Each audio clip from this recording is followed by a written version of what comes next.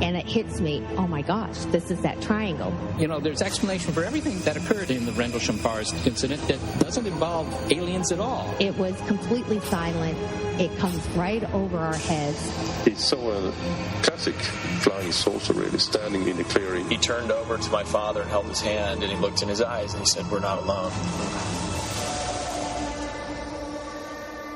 Welcome to Podcast UFO for our live show. We're live every Wednesday at 8 p.m. Eastern Standard Time on the Dark Matter Radio Network. Please remember to visit the website podcastufo.com for past episodes, blogs, and forums. During the show, feel free to participate live in our chat room. And don't forget to like us on our very active Facebook page.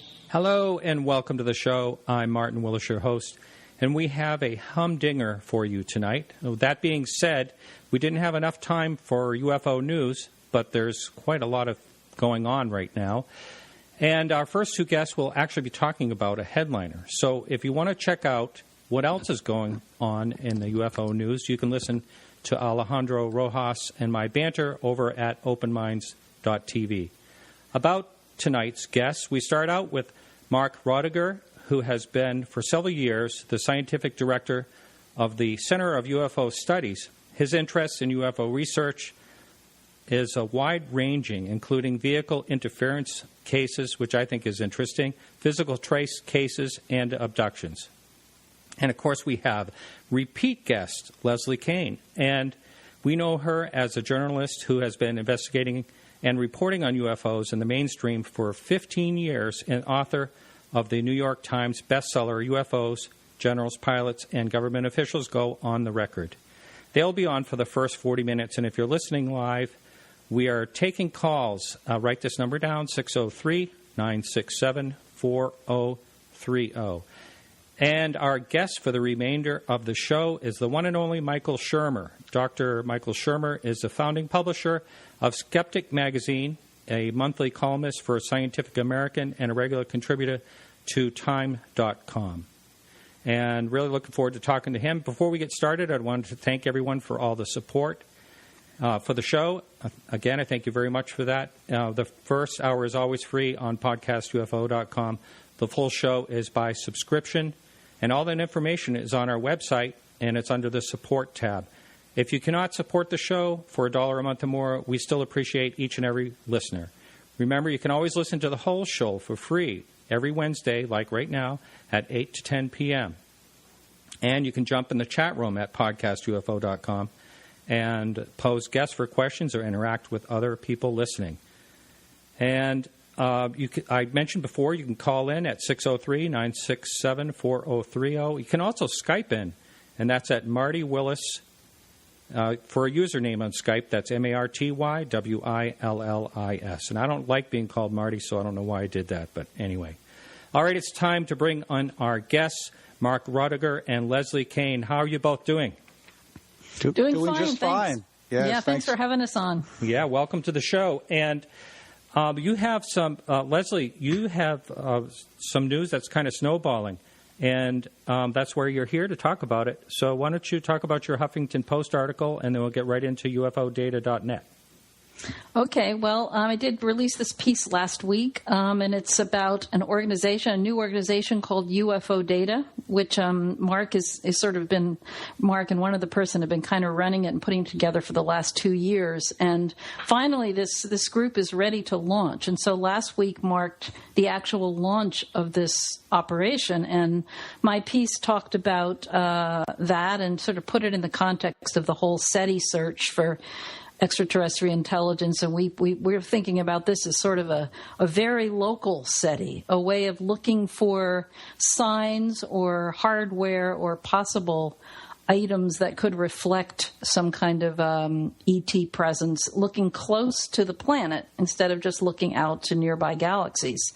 So that's sort of what's exciting about this group, and Mark can talk more about the specifics of it, but I think it's really exciting in the context of all the discoveries that we're making about exoplanets, and the more we learn about the possibility of life existing in other planets, the more it seems relevant to me and rational to not just look far away, but we can also look close by for any kind of potential evidence. Yes, the thing that I'm sure I'm going to be speaking to about later with Michael is, the evidence. It's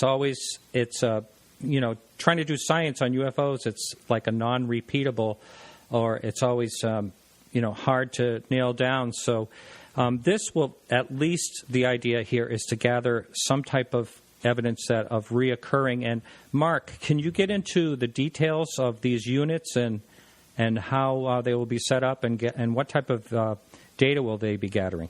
Well, if I may, Martin, let me just start with a little background about the history of studying UFOs in the field, because while witness reports are important and we've learned things from them, nothing beats actually measuring what you're studying in real time.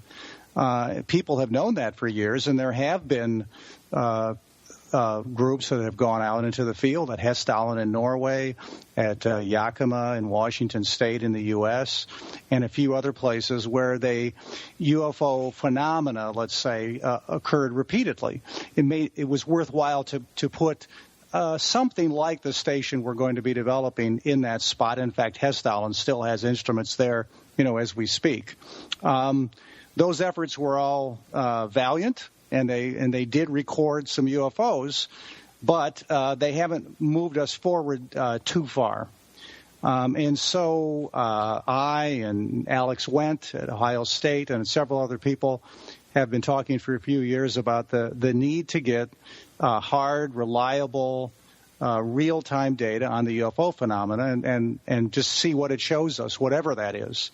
And so, as Leslie said, we've been talking about it actually longer than 2 years, but 2 years has been the true effort to get things organized, including a nonprofit and so forth.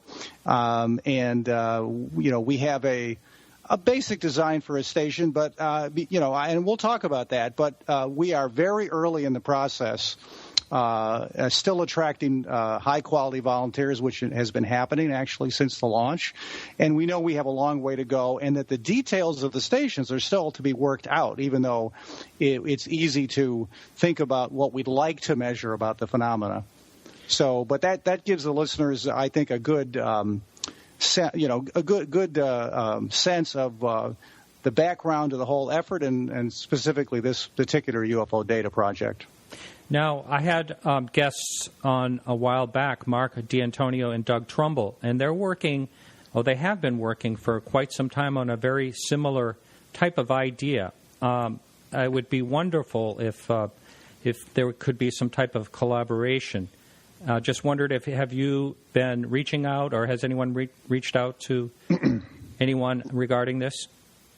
Well, I've known Doug Trumbull for many years, and I've been to his compound. I've seen the project that he has, and it's really excellent. I think one of the differences is that he has his gear in a Humvee, and it's basically like the equivalent of one station that's on wheels. And I'm not even sure. I don't know to what extent the technology that he has is as diverse as what we hope to have. But he does have this station, and he has been waiting to complete it, so it actually hasn't really been used yet.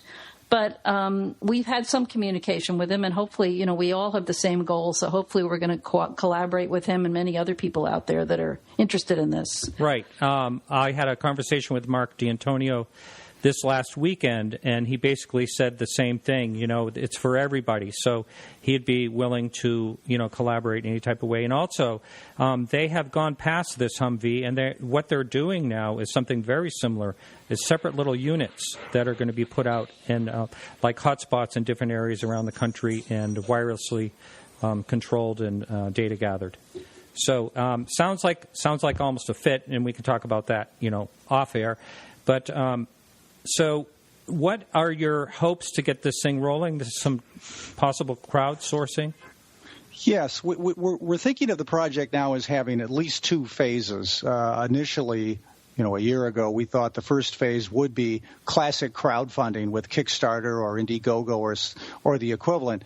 Then we realized it was better to do this, which is have a phase one where we have a website, launch the project, do interviews like this, and seek out people with great skills, because even though we have some good people on the project, in fact, we have people like Massimo Teodorani from Italy, Erling Strand from Hessdalen in Norway.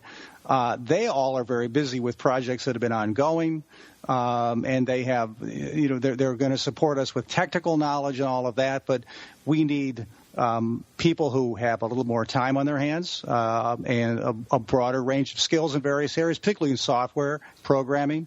And so that actually is working out very well. So we're going to be getting that talent amassed and working with them in phase one, and also, of course, raising some money so we can start to buy some equipment and begin to work on a prototype. Now, we have a basic idea of a station design with a magnetometer, with probably 6 or 8 all-sky cameras, with spectrographs and so forth.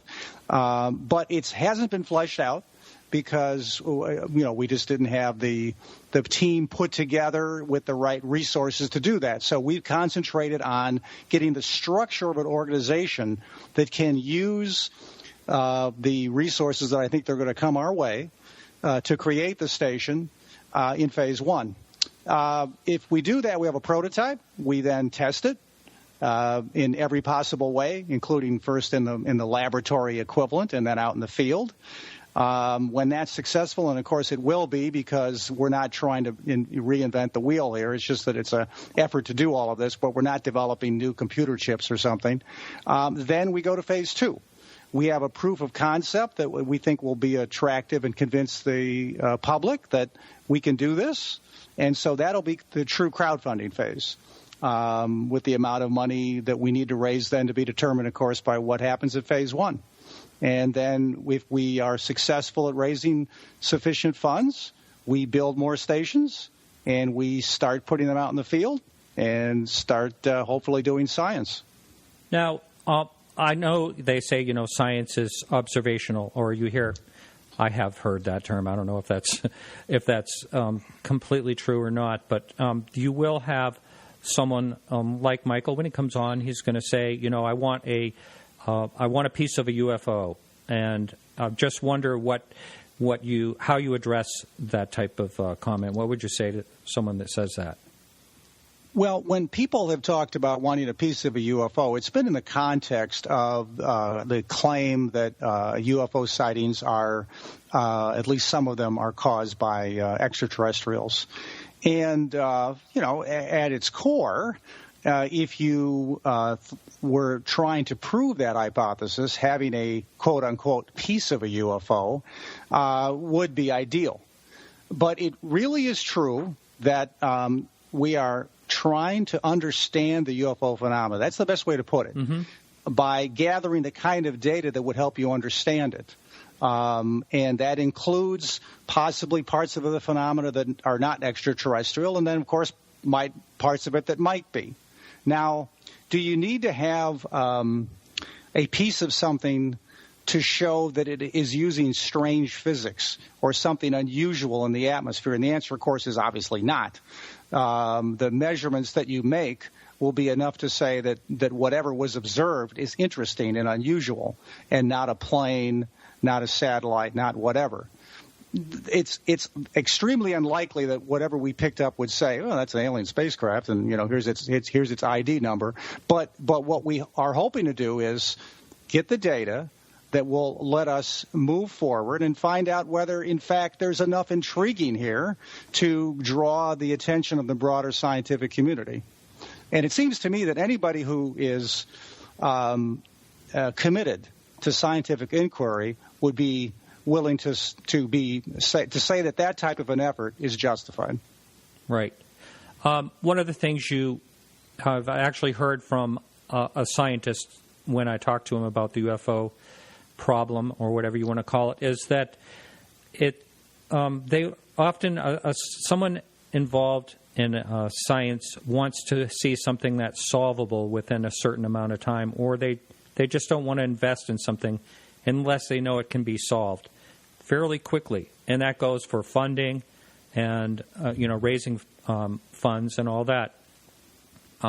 We've been looking at this for a long time, and, we don't really seem all that much closer. What we do seem closer on is the fact that, we had Kepler out there, and Kepler is seeing, Earth-like planets.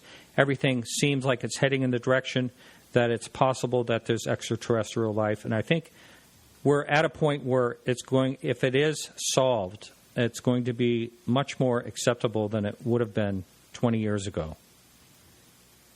Yeah. Leslie, do you want to say anything? Martin, you mean if it's solved?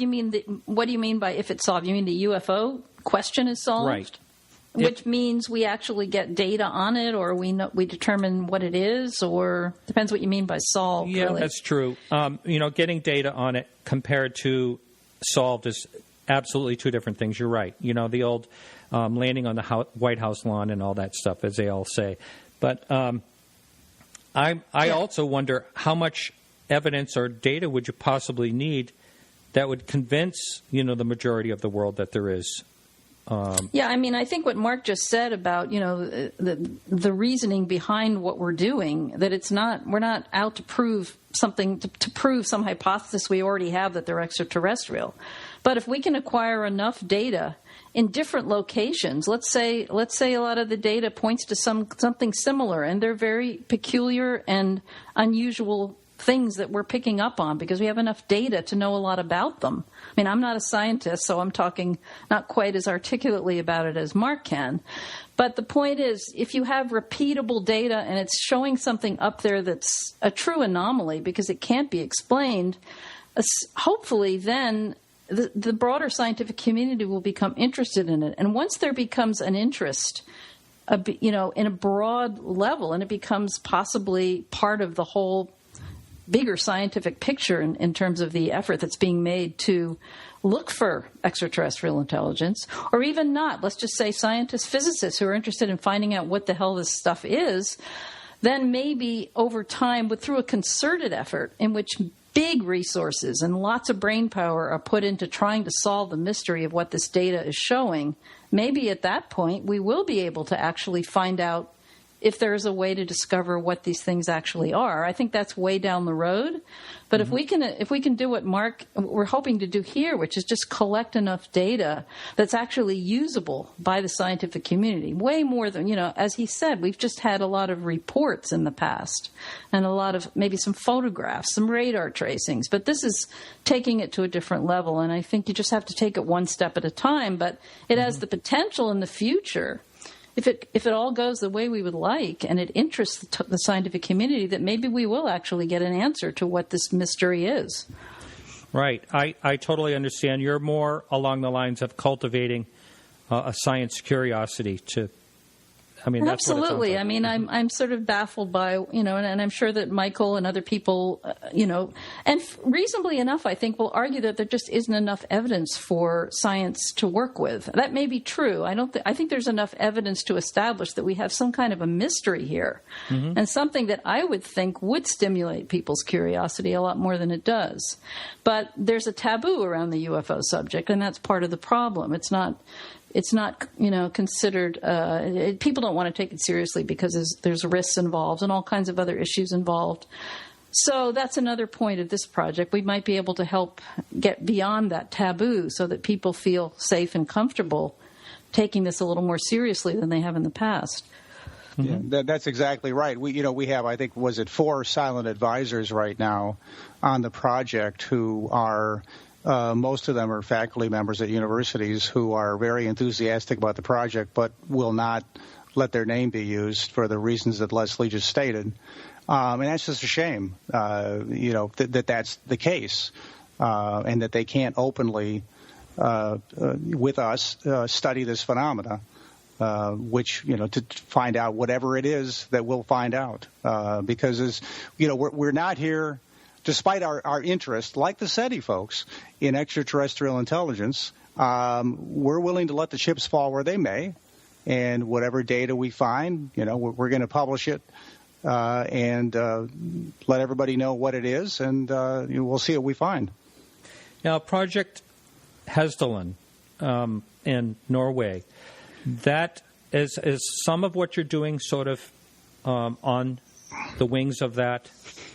I heard you mention it a minute ago. Yes, it's in the same vein. Hesdalen, probably many of your listeners do know of Hesdalen, but not everybody does. So briefly, in the late 1970s, the people who lived in a fairly isolated valley in south-central Norway saw strange lights and other phenomena, and there were often enough that the Norwegian UFO investigators said, you know what, we can do something here. We can actually go there and have an expedition and try to photograph and see it ourselves, not just interview the witnesses. And they did that in the early 1980s. Dr. Hynek from our group went there and had a famous incident where they got their car broke down in the snow in the middle of the winter that we always laughed about. And they were able to take, indeed, photos and make measurements about it. And after there was a gap in the phenomenon in the late 80s and in the early 90s, it reappeared. They got more funding. They've worked with astrophysicists and physicists from Italy recently, and also a group from France. And Erling Strand, Norwegian, has led this effort.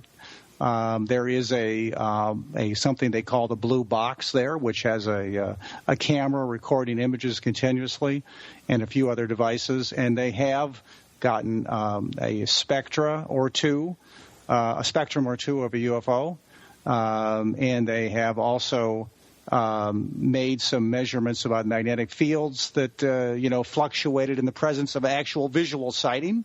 So several papers have been published by a number of people, including Massimo from our own project. So what is seen there appears to be some type of odd plasma phenomena, not extraterrestrial, but still very mysterious. Could lead to some very interesting new physics, and the scientific community is pretty much kind of ho-hum about it. People have been able to publish in a few places, but it's treated as kind of I think just this little thing sitting off in the corner, a little bit like earthquake lights used to be, until finally they were established as a true phenomena that is not completely understood yet, but does occur during earthquakes. Mm-hmm. So anyway, so that's my quick, I guess that wasn't too quick, summary of Hesdalen. Yes, that whole thing kind of reminds me also of Brown Mountain. I don't know if you've ever heard of that. There's a rash of sightings there constantly. Lights in the sky, but not always. There's sometimes more than that involved. And, there's a high concentration of copper in those mountains, and you never know. It could be just some type of natural phenomenon like you just mentioned. Right. Now, on the other hand, in the early 1970s, in southeast Missouri, a professor of physics and astronomy named Harley Rutledge and his students went out into the field without stations like we want to build, but with cameras and so forth that they just carried with them each night. And they were able to photograph and measure some details about the anomalous light phenomena that was occurring there. Because it also was occurring very regularly in this period in 1973 particularly. There was a large flap of UFO sightings in the United States, and it was kind of a part of that, not exactly. He wrote a book about it called Project Identification. Absolutely, they saw and measured something. The reason I bring it up is not that it shows again that it's possible to go out in the field and do this, and they didn't have any money and funds, and they did a great job for what they had at the time. But they thought that at times the phenomena seemed to be reacting to them. I wasn't there. All I can do is report what Rutledge and his students said. But, that would be an example of, was there some intelligence behind it that was aware of the fact that it was being observed and then reacted on some basis of that. That gets back to this idea of local SETI. If I can just add one more thing here, is that it's not crazy to look for evidence of extraterrestrial life in the solar system. In fact, quote unquote, the mainstream scientists have written papers about that and talked about it, usually in the context of extraterrestrial probes. But Paul Davies, who's a very well-respected a scientist, has talked about looking on the moon for extraterrestrial artifacts. So the moon's fairly close to Earth, I've heard, and we don't see any reason why we can't just take that extra step and look right here in the Earth's atmosphere for things. That's right. I'm sure you, at least Leslie, I had Seth Shostak on, talking about SETI and the radio signals and all that, and he's totally, well, at least his strong opinion is that we never have, been visited any time in the past. And, I'm sure that's probably what we'll be talking about a little bit later tonight with Michael. But myself, I don't ever claim that I have the answer for what it is, but I know that something is showing up here. But I don't want to point the finger at extraterrestrial just yet. Yeah, well, I think it's important to maintain what we call the agnostic position, and I very much am an adherent of that. I think we have to acknowledge that there are some interesting UFO cases, and what I tried to do in my book was just bring together the absolute best, most well-documented cases from the most official sources, and I think there are enough of those that it's very hard to just explain all of them away. It doesn't mean that we're being visited by extraterrestrials, though. My understanding of Seth Shostak's major objection is the fact that there just isn't enough evidence of substance to allow there to be the kind of study that science needs to be able to make on something, and I kind of respect that. But to say that, that you can just dismiss every single report and every single well-documented case and just explain it in some way, I don't think holds water. I think we have a mystery here. We have evidence, and we have a real phenomenon. And the question is to try to learn more about it, and that's why we need to have a project like this. We're not getting government support. We can't get, the scientists who are interested in this cannot get grants to support it because of the taboo and because our own government isn't willing to acknowledge that there's even anything worth studying here, which is basically a position that Seth and other scientists take. So we've just decided we're going to try to get some data. We have no other choice. And if we want to learn more about what this thing is, we've got to try to get more information on it. Now, you mentioned someone, I believe you said someone in Italy. Also, I saw our good friend Jose Lai is also involved with this project. And will this will we be getting, participants on UFO data from different countries, do you believe? No, absolutely. We have team members, as you just said, from several countries. We've had people volunteering already from more than several countries.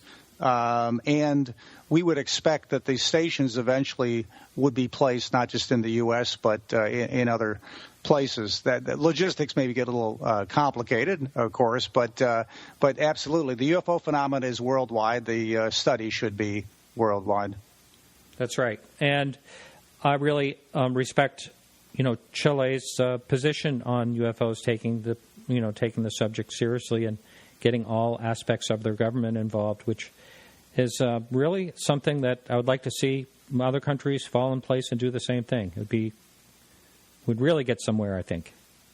I think it would help a lot. And I've, as you know, Martin, I've spent a lot of time in Chile, and I've worked with the government agency there called the CFAA, which is a great operation. And as you said, the government there just throughout all the different agencies, different departments of military and aviation, recognize that this is a legitimate issue, and they have a system in place so that cases get reported when pilots, mainly through pilots, and they study them, and they have scientific teams that work with the CFAA on a volunteer basis and do lots of good work. So they don't have this kind of stigma in Chile that we have here, and I do agree with you that this is something that I hope will change in the United States, and I think Chile can be a model for how I would think that the rest of the world should approach this. It's really just being willing to study it when things occur and not to just write it off and not to make the witnesses feel that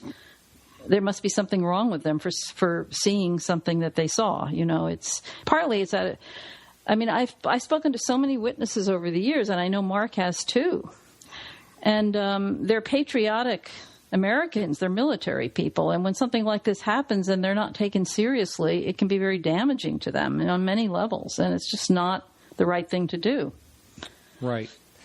Also, in the UFO field, we've had some bumbles here and there, and which, there was, of course, the Robertson panel back in 1953 kind of put out there there was too many UFO reports coming in. We have to do something about it. Well, let's ridicule, let's diminish it in different ways.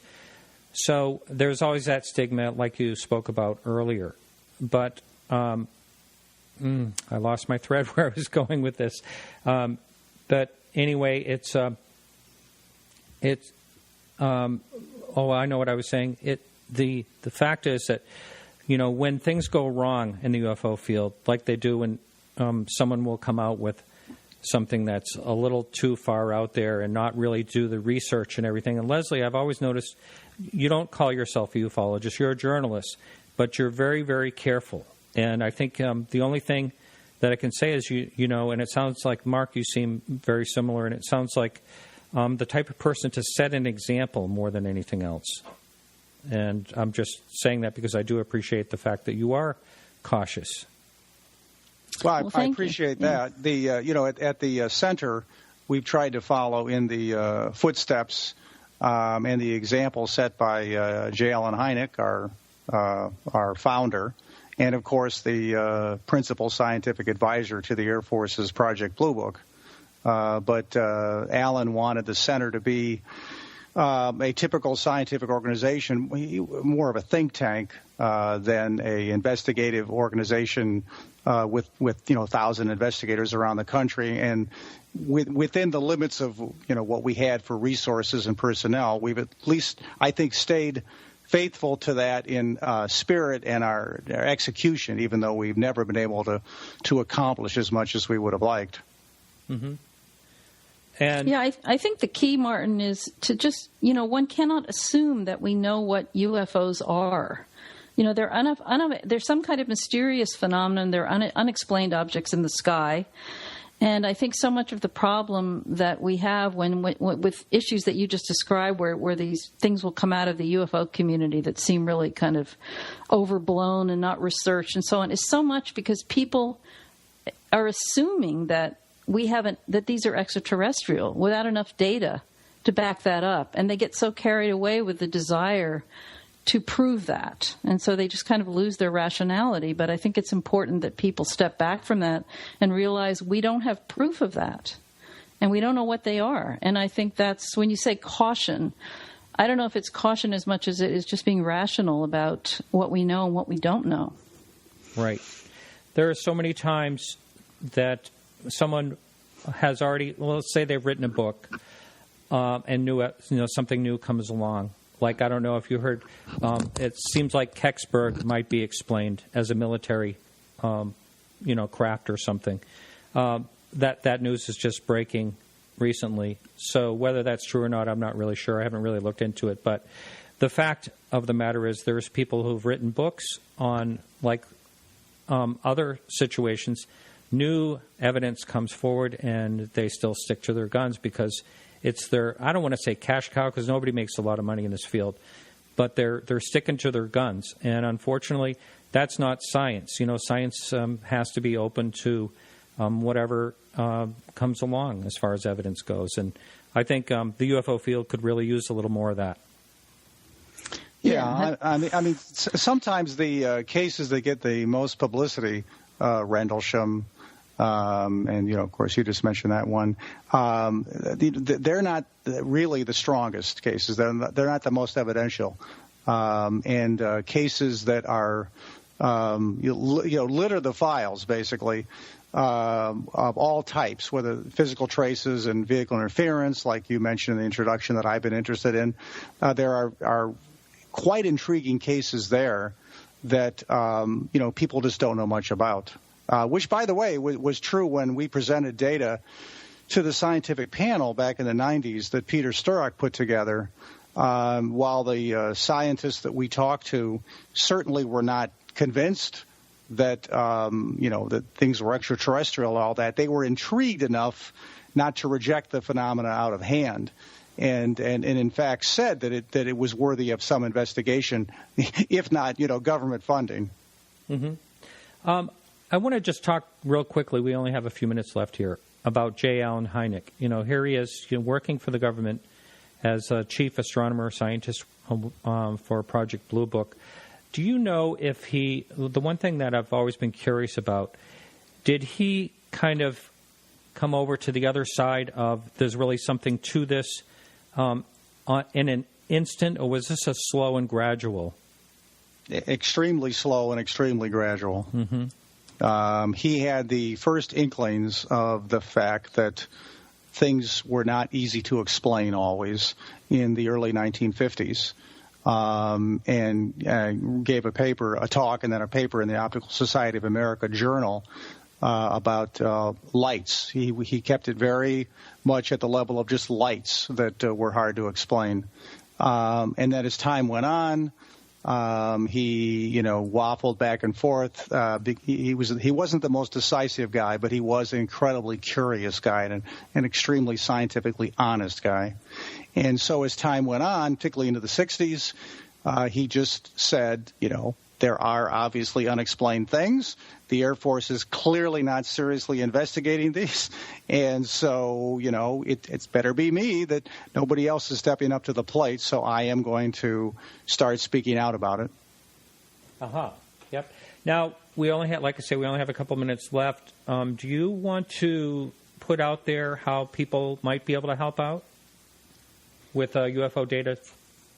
First of all, the website, ufodata.net, very, very easy to remember. And people can go there and read about what we're doing. That's the first thing. Familiarize yourself with our plans. Send us any questions you have. There's an email address for that. If you have technical skills, we've listed them on the volunteer page, or other types of things we're looking for. Please feel free to volunteer. And we wouldn't mind getting a donation from people who think that our idea is worth supporting. Right. Now, Leslie, quickly, you wrote that article in the Huffington Post, and now it's starting to snowball a little bit. Well, I'm glad to hear that. I mean, I'm glad you're calling it a snowball. There was a story in Mother Jones, which was really great, and Billy Cox did a piece this week, which I also thought was excellent.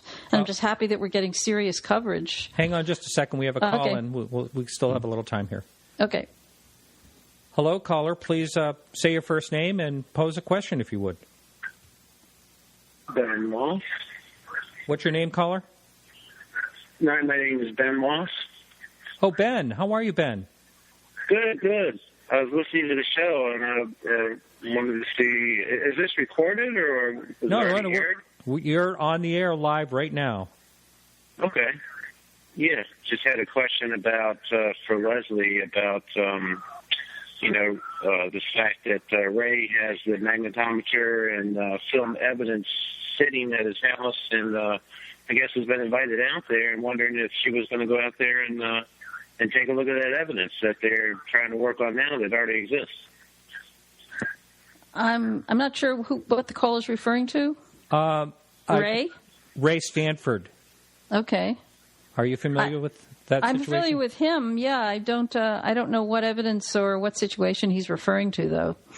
He's got magnetometer readings, film of and several data points of the same objects. I think he might have invited you out to look at those. I've seen the evidence myself. I'm the chief field investigator for MUFON in Virginia. Uh-huh. And you have evidence of things that you're looking for right now with your new project. I think the two of you should get together and take a look at it, because it's pretty astounding, and I think Martin would agree. I've never saw that part of it, but Ray is an amazing guy. There's no doubt about it. Well, thank you so much for that information. I really appreciate that. Sure. I appreciate you letting me give you a call. All right, Ben. Thanks a lot. Thanks a lot. Take care. All right, so we're going to be wrapping it up. Thanks so much, you two. And I posted the website right on podcastufo.com. It's right on our sidebar to get to ufodata.net. Martin, Thank thanks you. so much for having us on tonight. Thanks Yeah, a really lot. appreciate it. And I hope everybody will go check out our website. All right, you two take care. Thanks. All right, hang on, everyone. We're going to be getting Michael Shermer on in just 1 second.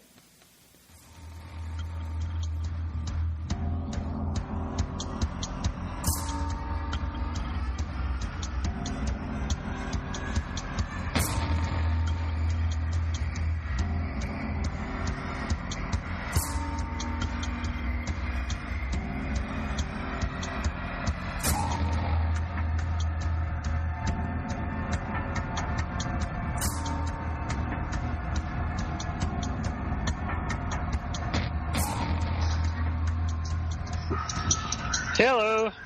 Hello, Michael Shermer. How are you? I am channeling you from another extraterrestrial world here. I thought so. I think I hear a little bit of background noise there. I'm not sure if you have that website open. I need to turn that off. Okay, hang on. Yep, no problem.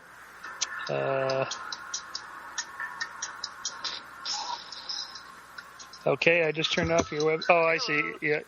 Okay, got it. Yeah. There we go. Sorry about that. We're doing a little time traveling there. Heard you in the past. It's all good. In the future.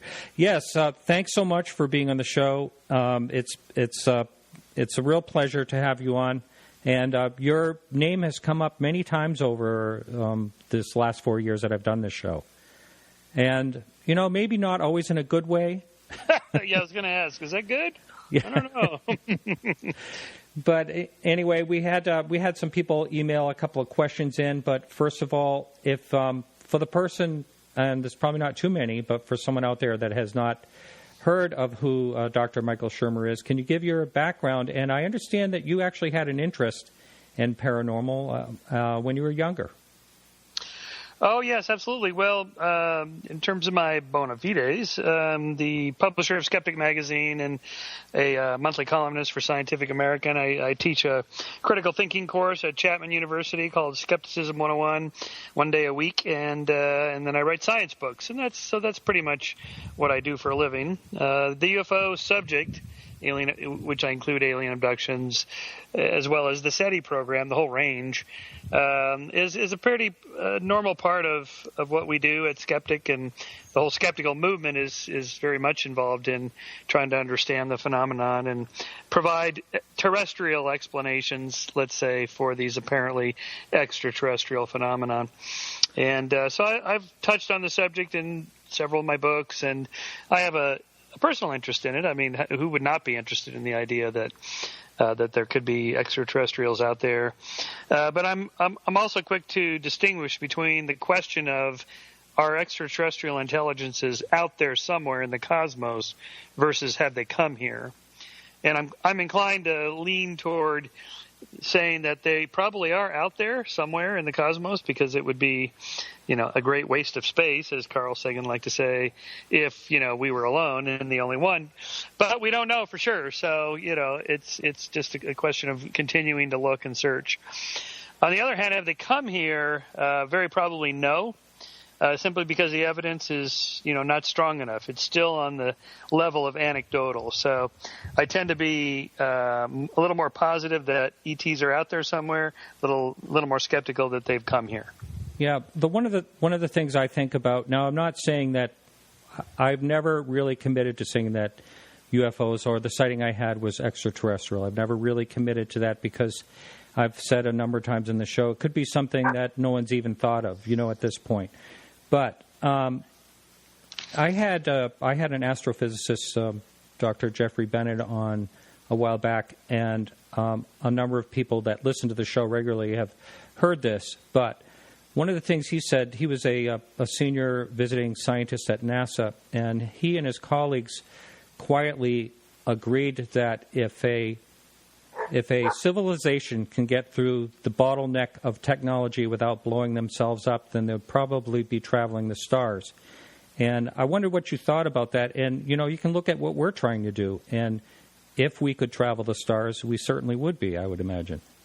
Oh, yes, absolutely. I know the arguments, and I think they're reasonable. That is, if we do encounter an extraterrestrial intelligence, it's very, very likely not to be anything like us, not only physically. So right off the bat, we can discount the alien abduction stories in which the aliens are bipedal primates that look pretty much like us, except they don't have body hair and they have big heads and almond-shaped eyes and so forth.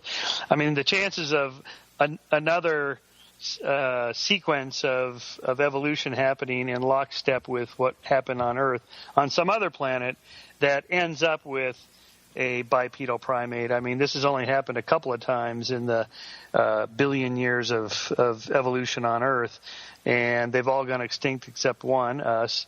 And, considering the tens of millions of species on Earth, only a couple, the New World monkeys, the great apes, of which we are a part, have become, bipedal primates. The chances of that happening somewhere else are virtually zero. So, there's a counter-argument to that. I'll give you that even Richard Dawkins endorses a little bit, that he and I had a little debate on this, that, there is such a thing as convergent evolution. That is, fish are always going to look kind of like fish if they have to swim through a dense medium of water on any planet. You have to have a fusiform body to slide through the water in a fairly efficient manner. Or if you're going to fly, you have to have something like wings. So there's going to be creatures on other planets that if they fly, they have to have something like an aerodynamic structure, like a wing. So it's possible you could get something with limbs and, all the sensory apparatus and a brain on one end and, the waste disposal system on the other end and so forth, something like that. Hopefully. But still, but look at the diversity of life on Earth where, the vast majority, 99.999% of all species on Earth look nothing like humans. So, it's too chauvinistic, I think, to imagine aliens on another planet being something like us. So I think we can dispense with that. Well, I just want to say my side of that. I think, right now we're the smartest thing going on this planet. Not by much when it comes to dolphins or whatever, but, and we evolved in the way we have evolved with a, binocular vision and which also kind of lends to bipedal and all that. I'm not a scientist. But I'm just saying that this is how we evolved as the smartest things on this planet. So I wouldn't discount totally that it could be possibly the same thing on another planet. I know there's all kinds of things involved. There's gravity, there's the oxygen and whatever levels, whatever it is they're breathing. I understand that there's all types of variables. And through evolution, all types of things can happen. But this is how we evolved as the smartest beings on this planet. And so I wouldn't discount it myself. Sure, and not everybody does discount it. I'm just kind of giving you my thoughts. As I said, Richard Dawkins, based on the work of, I forget the paleontologist in England now, Simon Conway Morris. He has a book in which he makes this argument about convergent evolution. In any case, that's sort of a separate story there. The other point about the alien abduction accounts, the narratives people tell.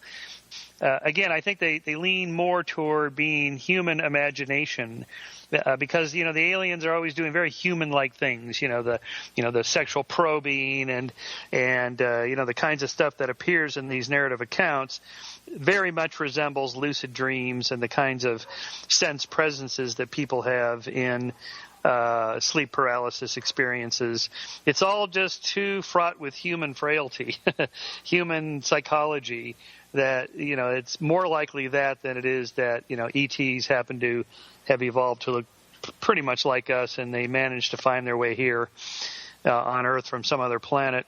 And that brings me back to your first point, which I think is a good one, that, if you take Moore's law of doubling the power of, pretty much anything, not just computer chips, but, DNA sequencing and per capita GDP and, space travel and, automated cars and things like this. I mean, we've made huge progress in just 100 years.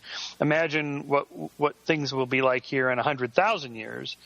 And the chances of another intelligence evolving in lockstep time with us on some other planet is also remote.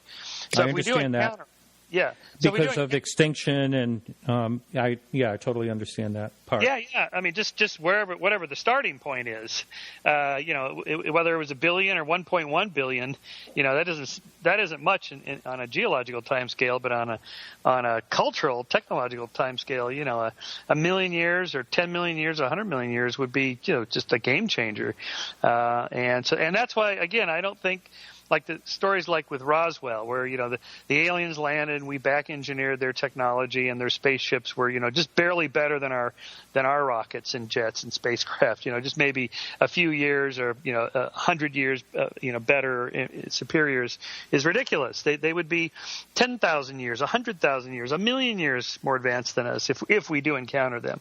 I mean, they could be behind us, but of course they're not going to come here if they're behind us technologically. We have to just run into them if we land on Mars or something, which we haven't seen anything like that yet. But so if we do encounter them here, they're going to be vastly superior.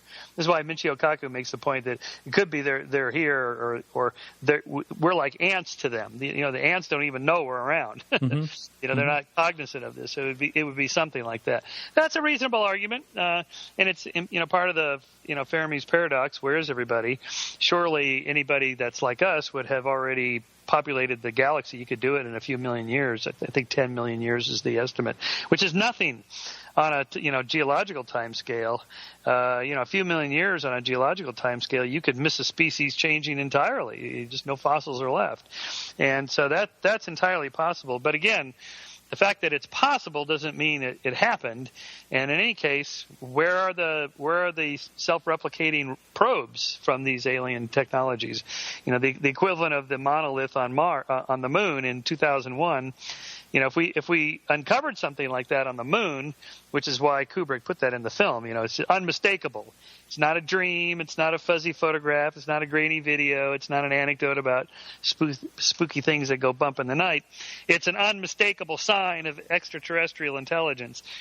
Something like that would definitely convince me and all other skeptics. So this idea that there's true skeptics and debunkers, the point that Leslie Kean makes, that may be true in some cases. But really, if you want to convince all of us without any question at all, give us something like the monolith on the moon. That would do it.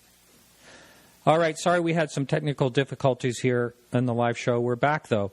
And Michael, I don't even remember the conversation we were in. Everything just kind of went.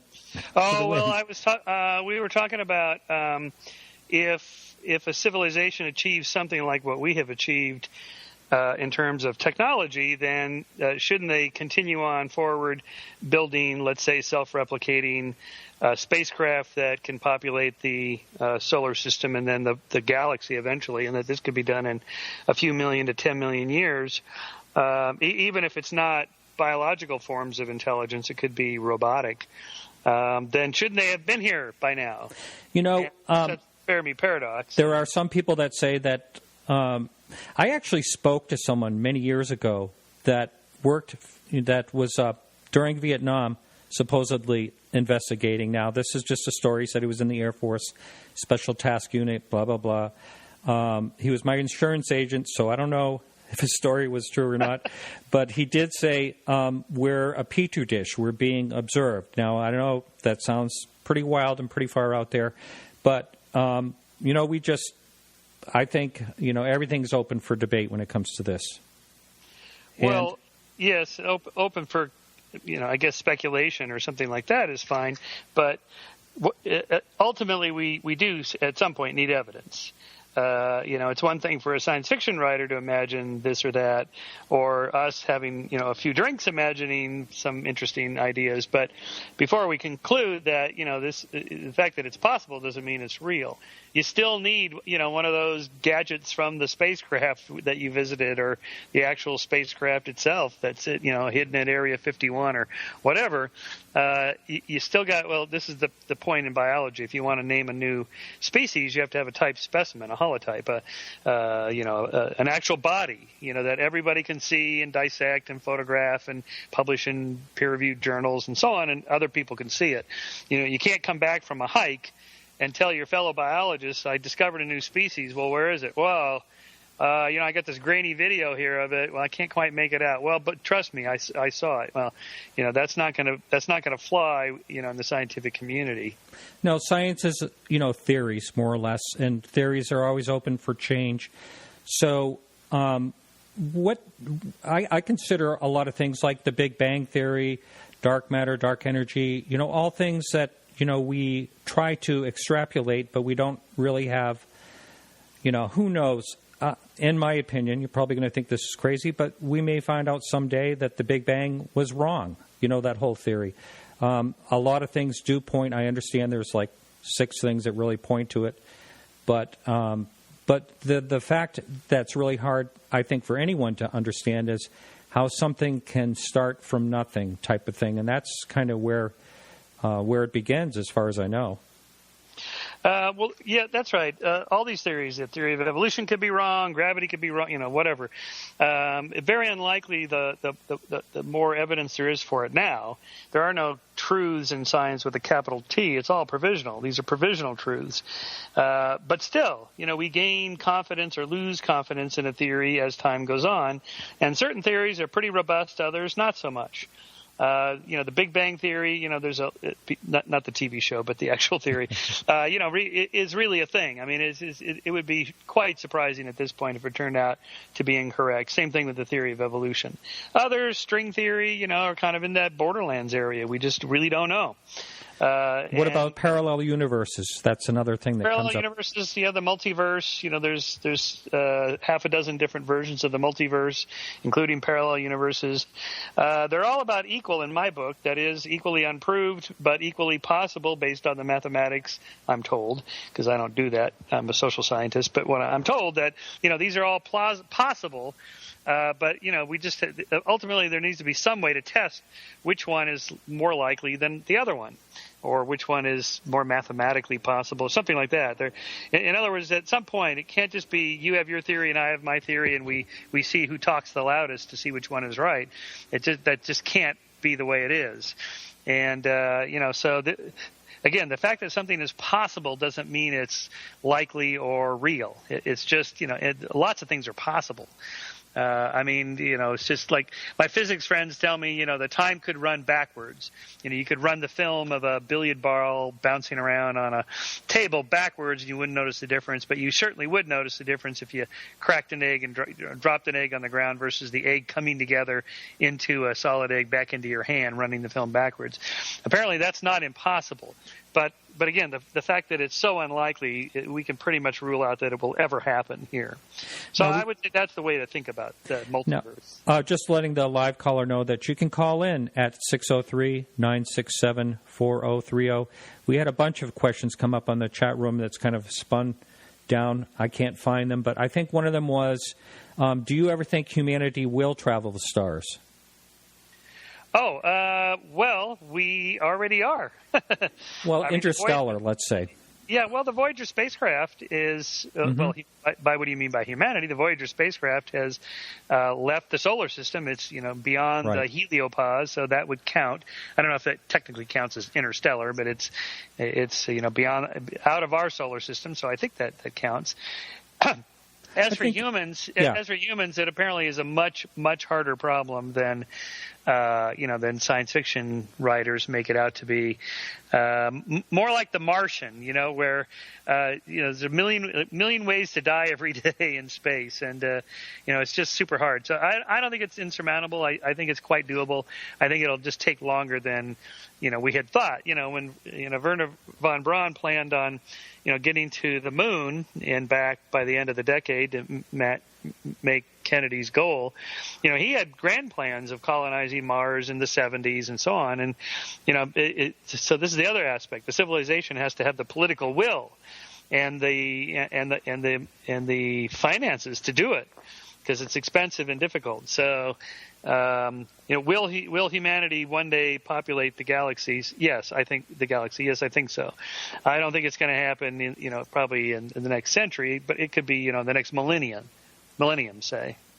Okay, hang on. We're going to take a quick break, just a quick music break, and we'll be right back. Don't go anywhere.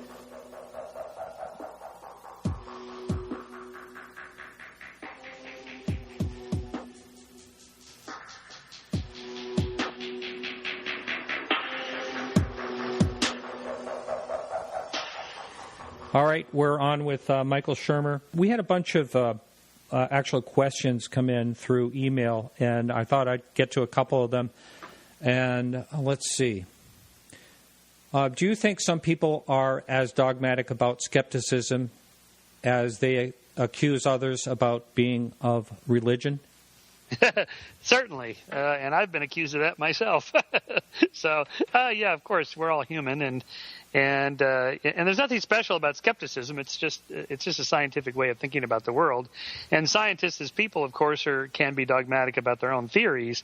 But the beauty of science is that it has built into it a self-correcting mechanism that if you don't find your biases and flaws and mistakes, somebody else will, and usually with great glee in a public forum, publish them and make their own bones in the scientific community by debunking you and your silly ideas. And so it's the competitive nature of science that makes it special, that sets it apart from other ways of knowing about the world, which mostly involve just intuition and feelings and guesses. And so, yeah, skeptics can go get passionate as just like anybody else. And so it's always important to say, okay, first of all, sometimes we're called debunkers, but let's be honest, there's a lot of bunk that needs debunking. So in that sense, we're doing God's work. But on the other hand, of course, we have to keep an open mind about things we truly don't know about. Well, I think that comes up when something is just proclaimed without, something, okay, can be really obvious that it's out there or whatever. But for someone to just say, well, it's impossible, UFOs have never visited Earth, ever.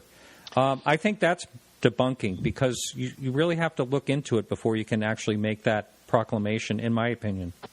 Well, certainly. It's good to be informed on any subject you're going to pronounce opinions on, I would say, for sure. But I don't know people like Carl Sagan that took it seriously, didn't say it's impossible.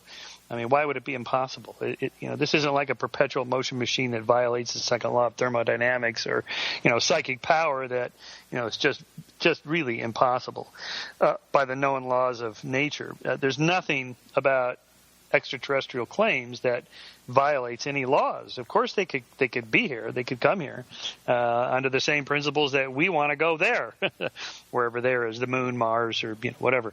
So with enough advanced technology, we could do it. And as I said, lots of people have been working on this that are smarter than me, and tell me it's quite doable, without, not rockets. You use other forms of propulsion, and there's ways to get around the huge distances by accelerating near the speed of light and that sort of thing. So it's doable. But the question is, has it been done? That's what we want to know. Are they here? Are they visiting? And again, I think the evidence is too anecdotal. It's too fraught with human error, both perceptual error and cognitive error, to say conclusively, yes, we are definitely being visited. So when Leslie Kean says in her book and on your interview and so on that we should, we need to look at these claims more seriously, scientifically, well, who would disagree with that? Of course, yes, we should. But who's the we? The federal government has only so much money, and if you mean by we, if she means the National Science Foundation or something like that, well, the U.S. government has been involved investigating these things decades ago, and just concluded that there wasn't enough to it to spend any more money, and there's other projects that demand money, and there's only so much you can do. But there's plenty of private groups, lots and lots of private UFO groups, so let them do it. I mean, that's how it's done in all the other areas. The Bigfoot people, they make the same complaint. How come there's not more serious scientific investigations? Well, there are by private scientists, but the NIH, National Institutes of Health, they're not going to put any money into it because it's just not how it works. Well, I think the difference between Bigfoot and some object in the sky that could potentially cause an air traffic disaster are two different things. And I think I still think that. This is going to sound conspiratorial, but I do believe that when something is sound enough that the government is possibly looking into it, like there are some reports that were, John Greenwald was able to get some NORAD reports. Can you hang on? We have a call coming in right now. Okay. Caller, please say your first name. How are you? Welcome to the show, and pose your question. Martin, it's Ben calling again. Had a hi, question Ben. for Mr. You sound better this time. Yeah, I was wondering, with the kind of leaning towards evidence that panspermia is actually happening with comets bringing organic material, that couldn't, a major event like a supernova or something bring multiple comets with the same organic material on it, and thus that's why we have similar humanoid-type forms maybe throughout different regions of space. That would explain 2 arms, 2 legs, because it came from the same type of bacteria or whatever was on these comets through panspermia. Are you saying like initial life that was spread throughout the galaxy? Right, through maybe a singular event that carried the same organisms. Interesting. What do you say to that, Michael? Okay, well, I think that would apply if it was something like DNA. I mean, if you start with something simple as a cell or a virus, there's no reason why you're going to end up with bipedalism. There's nothing special about bipedalism. In fact, it's really not all that great, as evidenced by our bad knees and bad backs and so on. Quadrupedalism, and the whole tetrapod forelimbs, as they evolved from fish to amphibians to land-dwelling mammals, are designed for a particular reason that is not that well suited for the land. In other words, there's no reason why that would be the particular way it would come about on another planet. So, but if we found life on another planet that was also a double helix, that is, the replicating molecules were a double helix like our DNA, that would be pretty suspicious. The chances of that happening, either the laws of nature inevitably lead to that, would be one conclusion, or we have a common origin. Let's say we found life on Mars and it was, the same kind of self-replicating molecules, DNA, double helix that we have here.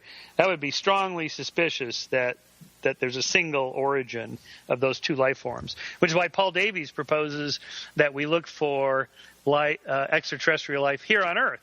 That is a second genesis, a different kind of life form, a life form that's not based on DNA. It has some other self-replicating. That would be an example of either a second genesis on Earth or an extraterrestrial panspermia type event. Those are like the octopus maybe not being from any known, not coming from any known species before it. I saw a recent article, I believe, in Science that said that the octopus didn't seem to evolve from anything and seemed to be a separate species of its own. Oh, well, it's certainly a separate species, but no, we know the origins of octopi. They're just really unusual creatures, and apparently a lot smarter than we previously thought. They have a lot of their intelligence built throughout their whole body, not in a particular head unit like we do, but spread throughout their tentacles. The whole nervous system is it's more of like a distributed intelligence. And that brings us back to that previous question we were discussing earlier about what life would be like on another planet. Again, we're not just carbon chauvinists, as Sagan said, or bipedal chauvinists, like I said, but even what would intelligence look like? Why does it have to be a brain? Why do you have to have it all in one mass? As you just pointed out, the octopus is smart, and it doesn't really have a brain, anything like ours. The intelligence is distributed through its body. So maybe it's like that on some other planet. Sure. The thing that comes up is that there are a lot of planets in the Goldilocks zone that have similar properties to Earth, same distance from the sun, and are bombarded through panspermia with the same type of organic or DNA material. Then you might have similar characteristics between the species that evolved. Correct. That's right. So that's the idea of a convergent evolution. There's certain similarities between species because of their ancestry. So, like I mentioned, the tetrapod forelimb. Our arm, your arm, that has the single bone and then double bones, the ulnar and radius, and then the carpals, metacarpals, and phalanges, your wrist bone and hand and finger bones. Those are actually quite similar to lots of other species, including my dog, who's barking at the moment. He's not an extraterrestrial, but he thinks he is sometimes. I'll move in the other room here.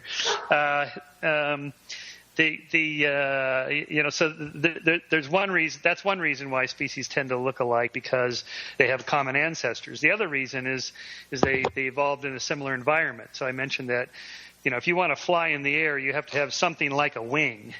It's aerodynamic and so on. You have to have bones that are super lightweight, and so bats and pterodactyls and birds, no relationship at all except for way back evolutionarily wise, but have similar wing structures simply because that's what you need to fly. And fish all have fusiform bodies, as do marine mammals, even though they're not related.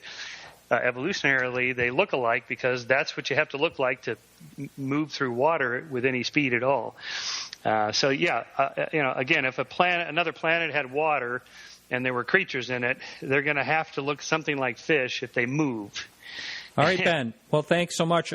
Michael, I feel like we're going to run out of time. I know we have 45 minutes left, but it seems like I got a million questions I want to ask you. And one of the things I heard you bring up Roswell. Of course, I want to talk about that. But also, I want to talk about, I've heard you say on another show, and Seth Shostak also said about the Observer doesn't hold up. But I want to just tell you quickly about my sighting, and just I want you to tell me that I'm crazy for seeing what I did. And I'm someone who, in my field of fine arts and antiques, I also authenticate documents. I authenticate paintings. So I really, really pay attention when I'm looking at something. And what had happened was back in 2006, I was out your way. I was in Carmel Valley, sitting in a hot tub. I was not drinking. Of course, that's the first thing someone asks. I wasn't drinking on any substance at all. It was dusk. And this disc came right over my head, probably maybe 1,000 feet up. Perfectly round shape, like a silver dollar, with like a bluish glow. And the thing that astonished me the most about the whole situation was that there was absolutely no sound at all. And it stopped. I wouldn't want to guess how fast it was going. It wasn't going super fast, but it stopped, and then it made a perfect 45-degree angle out toward Monterey. I called the police department. I didn't know how to report it and all that. But I want to hear how you would think something like that could be explained in a prosaic way. Oh, boy. Well, it's hard to say because I wasn't there. And, I'd like to have seen it. So you think it's round, not triangular shaped? Yeah, there's a lot of triangle UFOs being reported right now, but this one was the old-fashioned, I guess, a flying saucer, if you will. Yeah. And that's what really got me into this, doing the show and everything was... Yep. I don't know. Maybe there's one explanation, I don't know about for yours, but for these kinds of things is experimental aircraft, either private experimental aircraft or government. We didn't know about the U-2 spy plane until one got shot down, and we didn't know about the stealth bomber till that was made public. Now I see it every year. It flies over my house on January 1st. It flies over the Rose Parade. I live in Pasadena, and so that these things always make me wonder. Well, what else have they got that they're flying now that we don't know about? That's super cool technology. It's stealthy. It's this. It's that. And there were experiments in the 50s with saucer-shaped airplanes and so on. They never became commercial, but they're examples. You can see them online. Maybe it was something like that. I don't know. It's just hard to say. The propulsion part of it is what really baffled me the most. Like, how could it move without making any sound at all? If we figured that out, I've heard you say before that, the government can't keep secrets. It seems like that technology would be out there. Well, yeah, I'm going to modify that. I used to say that. That's true. But when I read Ben Rich's book about the Skunk Works, developed the U-2 spy plane and the SR-71 Blackbird in Burbank. That's right in L.A., and it's like none of us knew about that. So governments can keep secrets. They're not necessarily very good about it, particularly when you have things like WikiLeaks and Snowden and the NSA and all that. We eventually do find out about these things. So it could be, experimental aircraft, something like that. When the stealth bomber is coming at you, it is silent. You can't hear it. When it goes over and past, then you hear the engines. But you described it as moving away from you from Carmel Valley out to Monterey. I know that area very well. I used to bicycle up there all the time. So I don't know. I'm trying to remember if there's any Air Force bases near there. There's a Navy base right in Monterey. Yeah, that's right. Okay. Yeah. All right. Well, here's a. Well, I don't know. I would say you're not crazy. I don't think you were hallucinating in the hot tub. I seriously doubt that as an explanation. I think that's more for like abduction experiences. I think most of the time when people see something that they call a UFO, it's actually something in the atmosphere. It's in space. It's whatever. I gotta admit, I was on the fence when I first started the show about abduction accounts. Totally on the fence about it, and to be honest, I didn't even believe they were possible or happened or part of reality or anything like that. But then I met Travis Walton, and I don't have any doubts about Travis Walton when I'm speaking to him eye to eye and his story. I just wondered if you ever looked into that particular case. Oh, I have, absolutely. I've met him. He and I were on a TV show together, and I spent some time with him. And yes, I concur. He's a super nice guy. Comes off very reasonable and seems like a thoughtful guy. Doesn't seem crazy or deceptive or anything like that. On the other hand, I don't buy his story. I just don't buy it. I don't know if he's making it up or if he's confabulated or misremember. I don't know. It's hard to say what's inside somebody's head, but I just don't buy the story. I mean, there's too many holes in it. The pressure to get the job done. He was late, and the inconsistencies in the stories with some of the buddies and other people that try to confirm it, including his employers. There's too many holes in it for me. I think there was something else going on there. I hate to call somebody a liar and say, well, he made it up, but I don't know what the right way to say it is. He confabulated, or I don't know.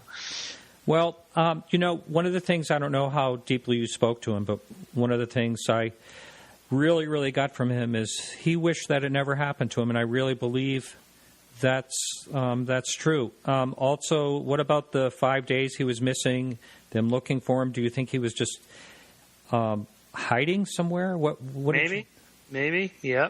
It's like people are always surprised that people make stuff up or hide or do whatever.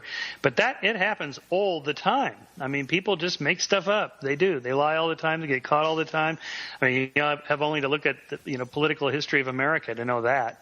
And those are professionals, but in other walks of life, yeah, people just make stuff up. It's been one of the sort of enlightened discoveries I've made by just dint of getting older and more experienced in dealing with people that, people just lie. People people that you trust. They just look you right in the eye and they lie. And it's amazing to me, but it's true. And we know from the research, particularly like by Dan Ariely at Duke, that, people lie about 10 to 15%. That is to say, if you give them these tasks in which they have to turn in a little answer sheet and they get paid for the number of correct answers, a Sudoku kind of like puzzle, in which it's impossible to get the number that they say that they get. But they don't make huge lies. They don't lie 100%. They don't double the number that they got right. They lie about 10 to 15%. And we know from studies on personal ads that people put on dating sites, everybody exaggerates their height, their weight, their income, various things, about 10 or 15%. So people we all lie a lot, regularly, pretty much daily, and then, sometimes people just make up whoppers. There's, what about the polygraph test that everyone passed? One was neutral. Yeah, well, first of all, I'm skeptical of the polygraph entirely.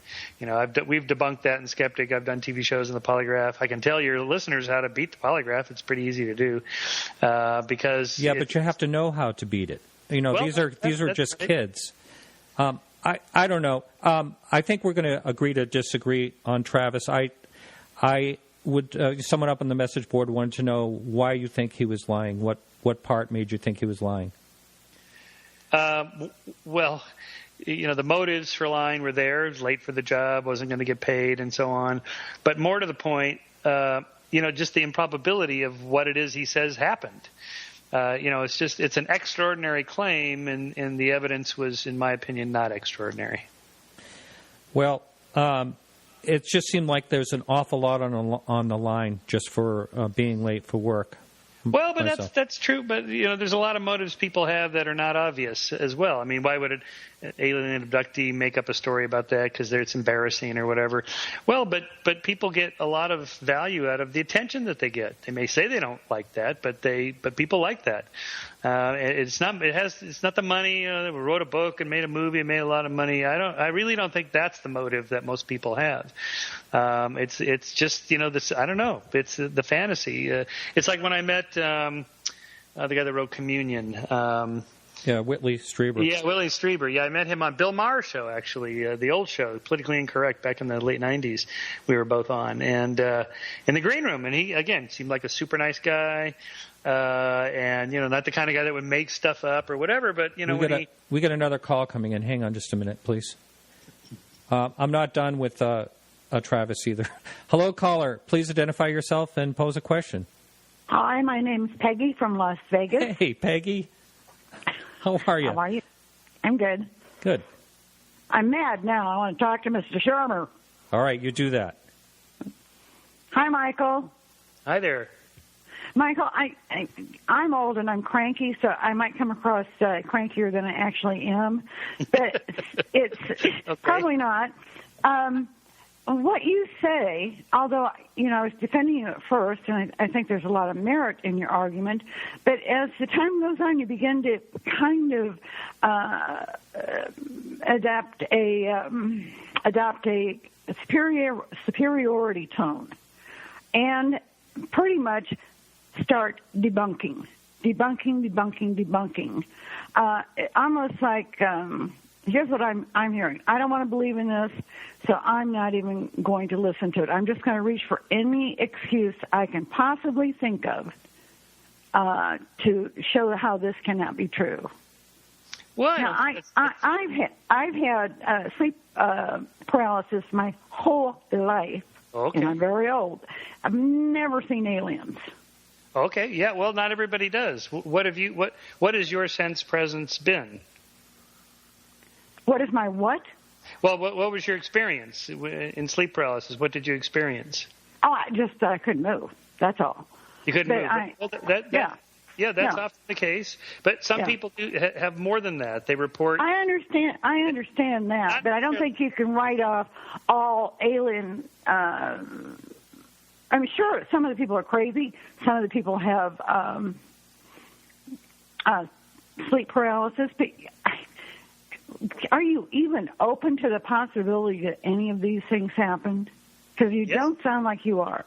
Well, when our host just explained his UFO sighting experience, I said, I don't know.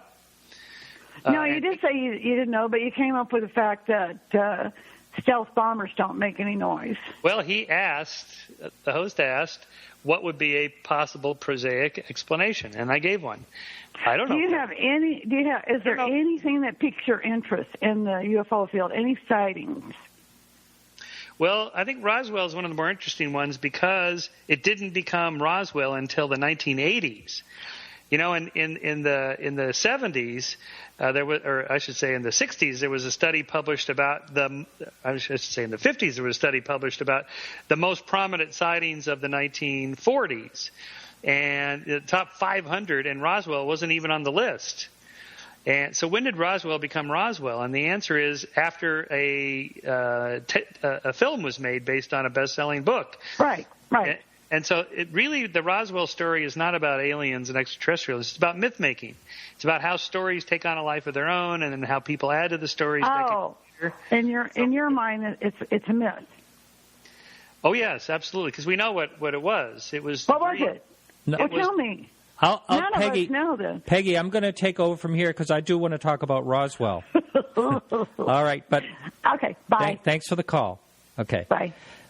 So I have my opinions on Roswell, and of course I could have let Peggy, on, but I do want to hear your side of it. And I'll start out by saying this: why would the Army Air Force post the story that they posted, saying that they captured a disc or a flying saucer?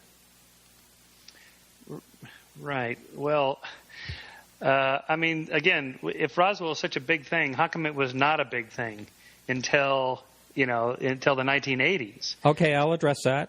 from what I know, is this was right after World War II. Everyone really respected the government. We won the war, blah, blah, blah. They paid attention.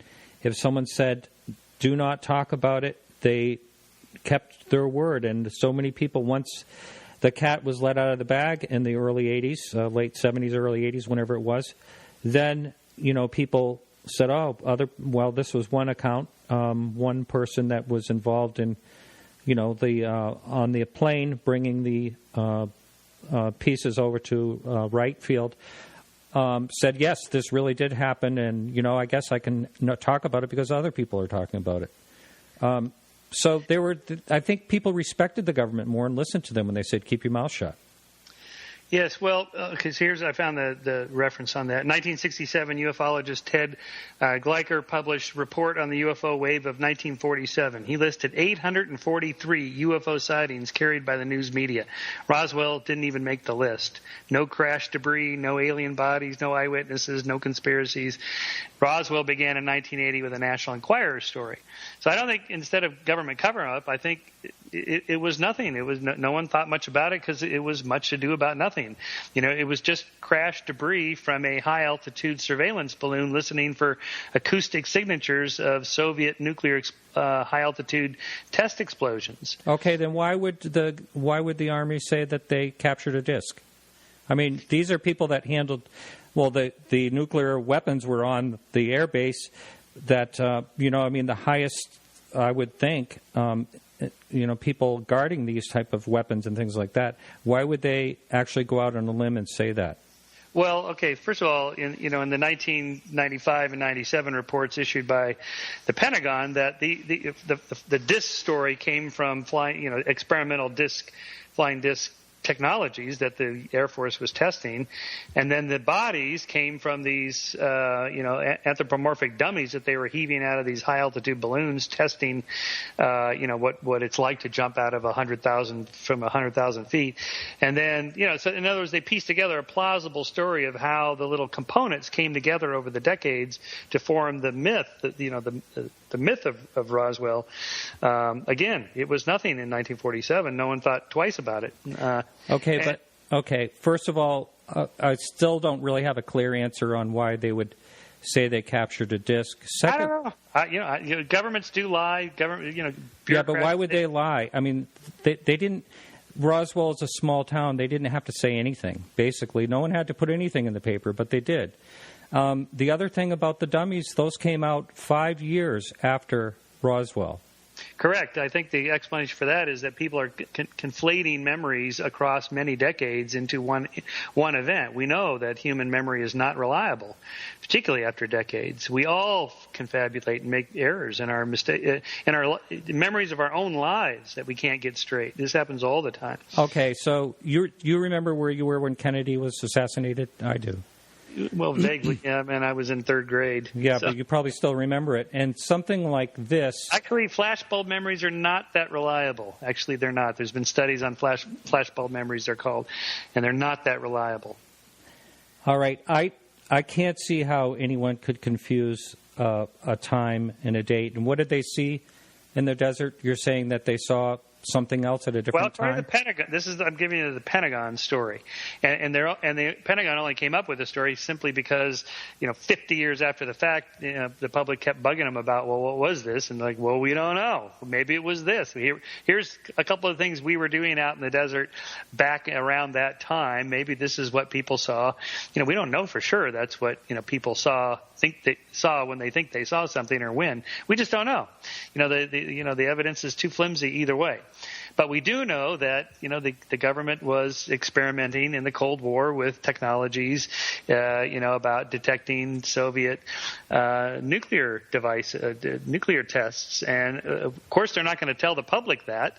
They're not going to come out and say, hey, this is what we did. They're going to make up a story about, weather balloons and discs or whatever. Does the government lie to cover up national secrets? Yes, they do. They do that all the time. But that doesn't mean there's extraterrestrials. No, I still think, I understand exactly what you're saying about Roswell becoming a myth because I have said that many times that it has carried into, there's so much more, there's a lot of moving parts when there didn't really have to be, and they make a parade and dress up and they have the cafe, and there are points where something can become part myth, but I do think that the nuts and bolts of the story in the beginning. I understand what you're also saying about it not being presented as one of the cases, but again, I think that's all pointing to the fact that it was hush-hush to everybody and not report. That newspaper article came out one day. The next day they said they had a weather balloon. Right. So I think that's why that didn't show up. Yep. Well, we know the government. All governments lie to their citizens about lots of things. We've this pretty much on the nightly news. We just found out that the government lied about Iraq and and Afghanistan and this and that. This is pretty common. But the fact that they lie about that doesn't mean someone's pet theory about something is true. It just means we know the governments do that. All right. There's a guy that keeps that sent me an article this week that keeps posting on the chat room, so I'm going to have you say it. You had something very similar to a paranormal situation happen to you that kind of shook your skeptic world. Do you want to quickly tell that story? Oh, sure. Yes, that's one of my more popular Scientific American columns. Although I should also point out another one that happened to me was an alien abduction experience I had, since we're on that subject. Whoa. Back in 1983, I was abducted by aliens. I lost 90 minutes of missing time, and I knew for sure that my abductees were aliens. And later. All right. What's the joke? Well, it's not a joke. No, I've written about this in my books and so on. I was in the middle of the race across America, the 3,000-mile nonstop transcontinental bike race from LA to New York, and I'd gone 83 straight hours without sleep, and I'd ridden 1,280 miles on my bike, and from Santa Monica all the way into Nebraska without stopping, and I was hallucinating. And it was an interesting hallucination because the aliens were my support crew members, people I knew, but I knew that they were aliens because they had stiff little fingers, which was a reference in my mind, an old memory from my childhood of a TV show called The Invaders, starring Roy Thinnis. I think it was on CBS, where the aliens were taking over the Earth, human by human, by taking over their bodies. It's like the invasion of the body snatchers kind of thing. And so I inculcated that memory into the hallucination I was having that was induced by sleep deprivation and fatigue, right there on the side of the road in Nebraska, with people I knew that, and I knew that they didn't know that I knew, and it was a whole elaborate thing. And, after I got some sleep, I realized how crazy it was. You can Google Shermer, alien abduction experience, and you'll see me talking about it the next day on television on ABC's Wide World of Sports, telling Eric Hyden in the van there, "Oh man, I had an amazing hallucination last night. Here it is." So that really happened to me. Now, the other one you're referring to is a column I did last year in Scientific American on this unusual experience my wife and I had when we got married. My wife's from Cologne, Germany. She came here to be with me, and so we decided to get married at the Beverly Hills courthouse and then have a ceremony at my house with my family. But she was feeling kind of blue that she was alone, no friends or family here. It was just my friends and family. And months before, she had shipped out her stuff, and I just had it stored including her grandfather's radio. He had this little transistor radio, Philips radio from the 1970s, and her and her grandfather used to listen to this, and that was sort of the father figure in her life because her father was not part of her life. So that was meaningful to her, but it didn't work, and I spent a long time trying to get it working, put new batteries in, and tried to fix it. And anyway, it was dead, so I stuffed it in the back of a drawer in our bedroom in a desk, and that was that for months. Nothing happened. But the day we got married, the radio all of a sudden came on and music was playing, and it was like, and I couldn't figure it out. It's like maybe my iPhone is on, maybe I left my laptop with my iTunes on, which I never do, but it wasn't that. Maybe the neighbors are playing music, wasn't that. And then all of a sudden we figured out the music's coming from this desk. So we open it up, and there's the radio, perfectly tuned to a station, no static, and it was some romantic song, and it was very moving. Of course, the radio played the rest of the day and night, and the next day it went dead, and it's been dead ever since. So For us, it was, a meaningful experience. We really appreciated it. Jennifer, especially, my wife, felt connected to her grandfather in some way. He was there symbolically or whatever, who knows. And so we just kind of left it open as an experience to enjoy and appreciate with emotional significance for us. But that's all. Yeah. Okay. Well, I think it's kind of good that you actually wrote about it. And I'm not saying, I've had a couple of other things happen in my life that were very, very unusual. And I think sometimes things are just hard to explain. Well, one of the interesting things about that, because I wrote in Scientific American, I have 1 million readers, a lot of people wrote me. I got a few letters going, how can you say this, Shermer? You've betrayed the skepticism. It's like, no, you didn't read my article. But most of the letters, I got tons and tons of letters, all had experiences. People have weird experiences like that. Nothing quite like the radio, but the equivalent of that in some other way. And, hundreds of them. So wow. It made me realize, okay, this is really interesting. People have anomalous experiences. Just weird stuff happens a lot. Now, there's a question up on the message board, and then I have, like I said, I got a bunch of emails. I'm going to try to get through some of them. But have you ever looked into the enhanced General Ramey memo that someone was in San Francisco was actually working on for several years to enhance? Now, Ramey is the one who's standing next to the weather balloon. This is the last Roswell question I'm going to ask you. Okay. He's standing next to the Roswell balloon with a memo in his hand and holding out the debris of the weather balloon in the picture that they said it was not a flying saucer, it was a weather balloon type of thing. In his hand, he has a memo, and that was enhanced, and in that enhancement, it shows clearly that it says recovering bodies, victims. I haven't seen that. You haven't seen that. Okay, so we'll move on. I'm going to ask this question here that someone emailed in. What are your personal guidelines for accepting some item as fact? Obviously, you cannot believe that what you have personally seen or 98% of the world would not exist for you. I'm not sure exactly what that means. What are your rules for the reasonable acceptance of items as fact, be it existence of Borneo, which I assume that you have never visited, or ball lightning?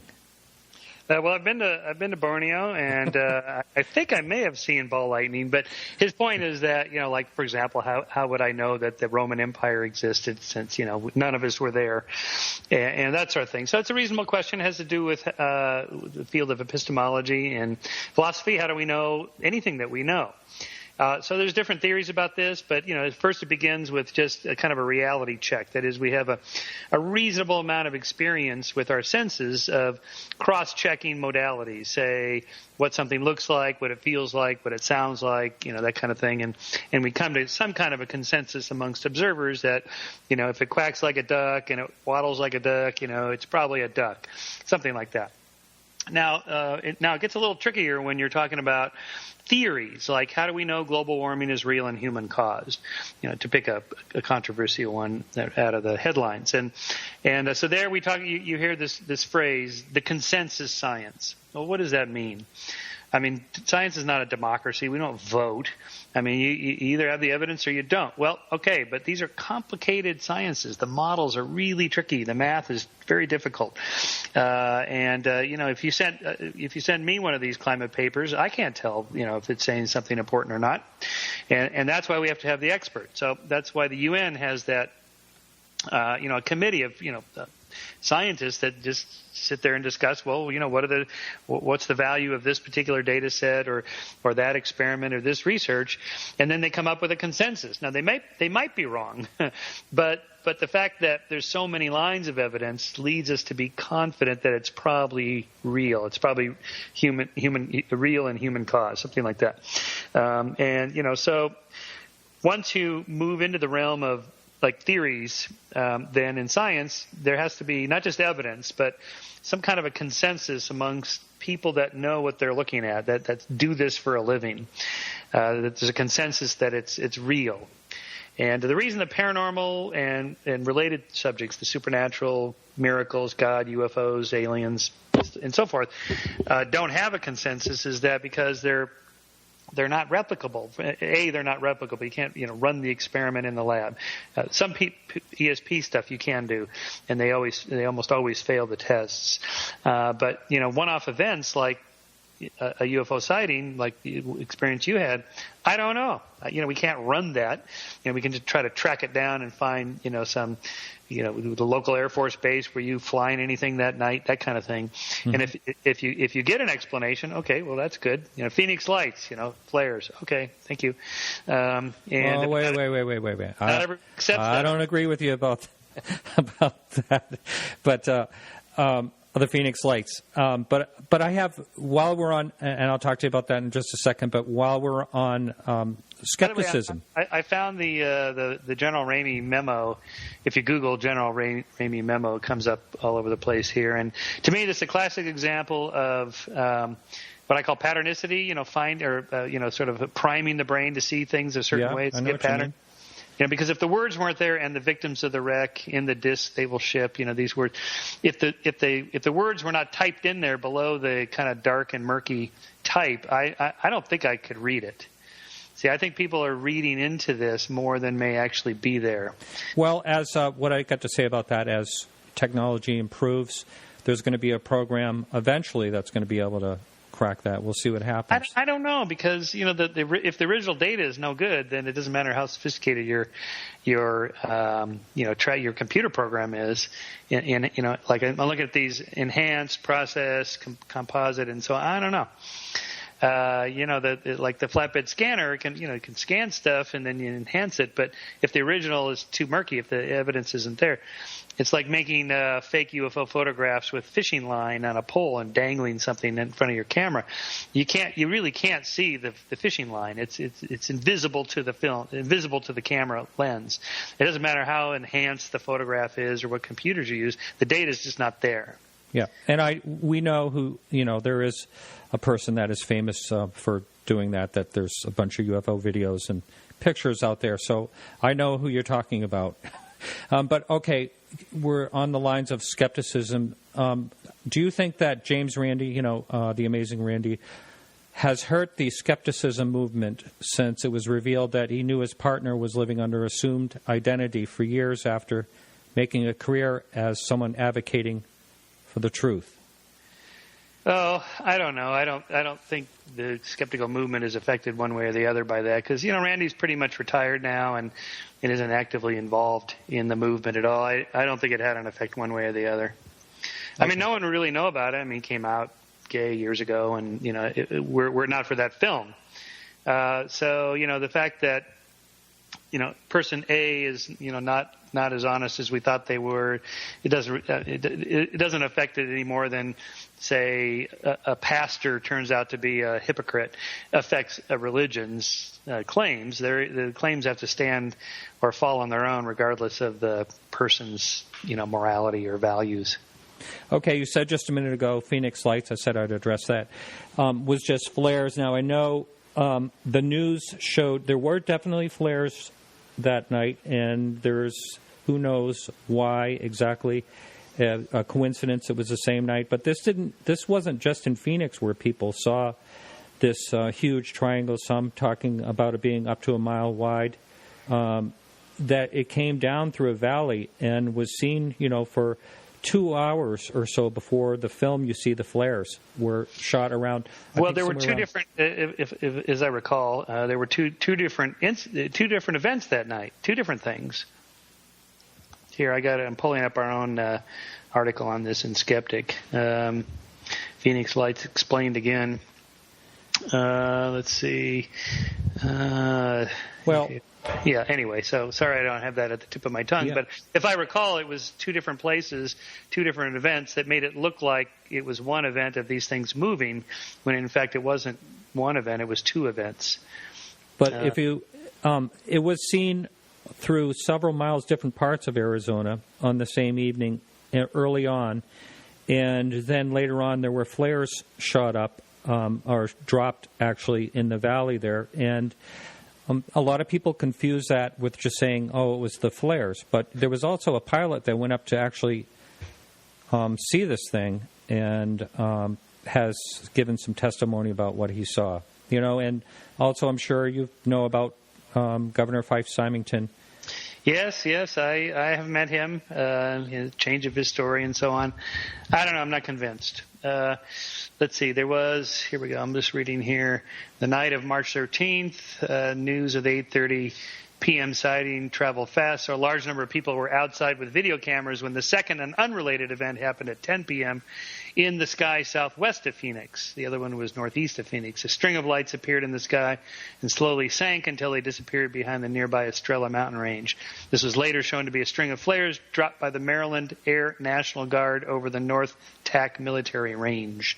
Dr. Lynn Katee, featured prominently on the Dateline program about this, can repeat all she wants to NBC and other media that these lights were magical and intelligent, and later showed up just outside her living room. But the videotapes taken that night by many people show without a doubt that this was a string of mundane lights that fell and disappeared behind the range, exactly as a string of flares dropped by the military planes would have.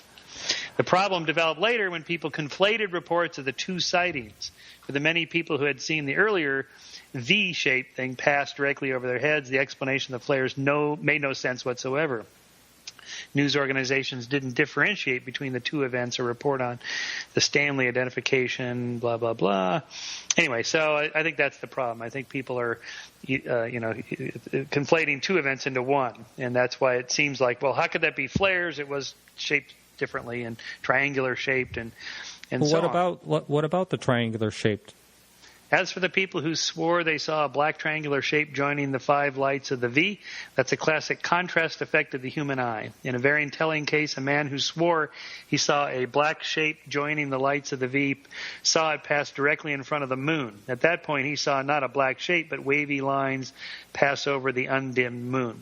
But rather than conclude that he had seen the contrails of planes, the man whose perception had already been heavily influenced by the UFO explanation concluded instead that the pilot of the alien craft had turned his spaceship transparent right at the moment so the man could see the moon through it.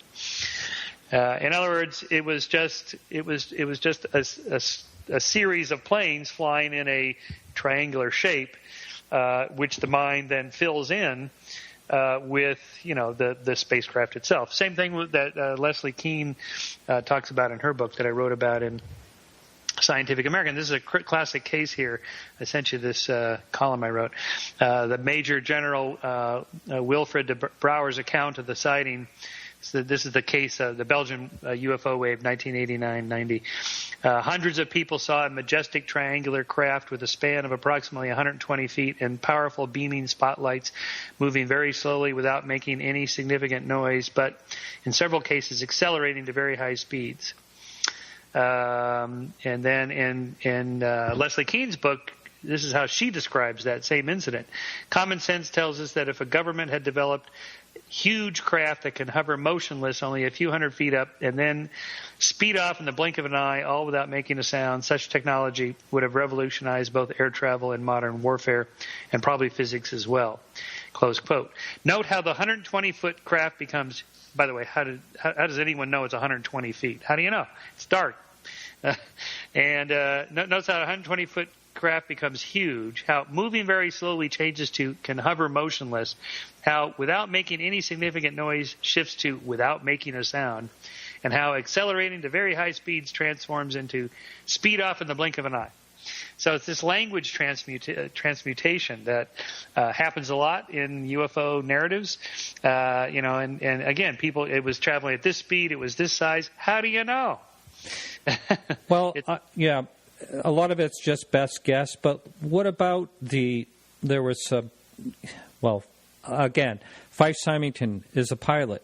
The thing he saw go over his head, how could he mistake that for a jet formation? Same way you and I would. I mean, if his brain works like my brain works, like your brain works, fills in the gaps. You can see these, illusions where, you put just, three little Pac-Man type shapes in a certain orientation, and you see a triangle just pop right out. I'm not so sure.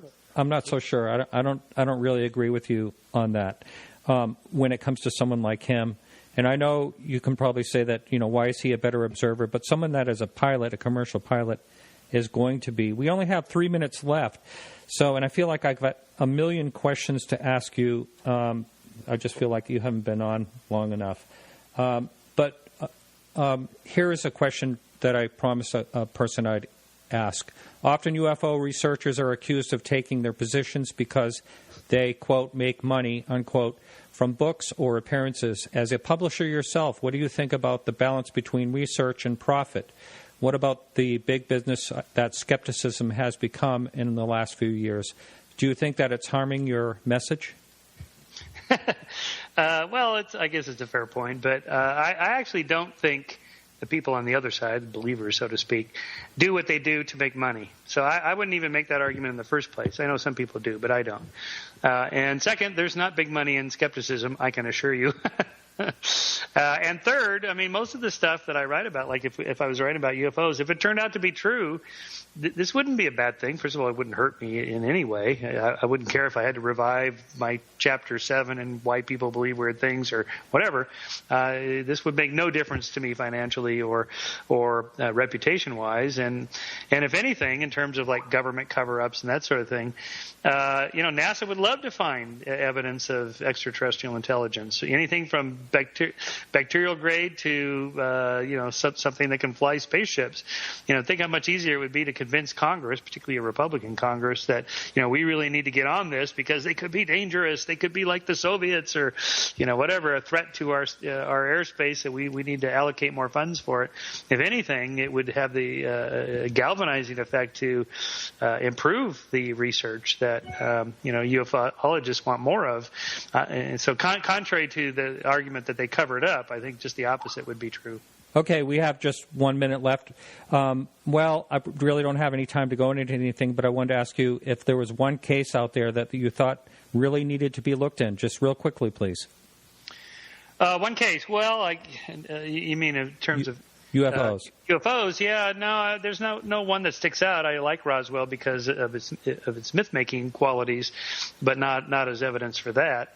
I would just, I guess if I personally wanted to see something, it would be Area 51. Okay. Just because I want to see what the cool new technologies are. All right. I gotta go, I'm afraid. Thanks so much, Michael. It's been a real pleasure. You're welcome. All right. Thanks, everyone. And thank you, Keith, for helping out with the live show. Peggy for the Facebook page. We have Dr. Kevin Randall coming up next week. Thank you all for listening. And we'll be back. You can listen live next week right here on the Dark Matter Digital Network. Thanks a lot, and we'll see you next week. Keep your eyes to the sky.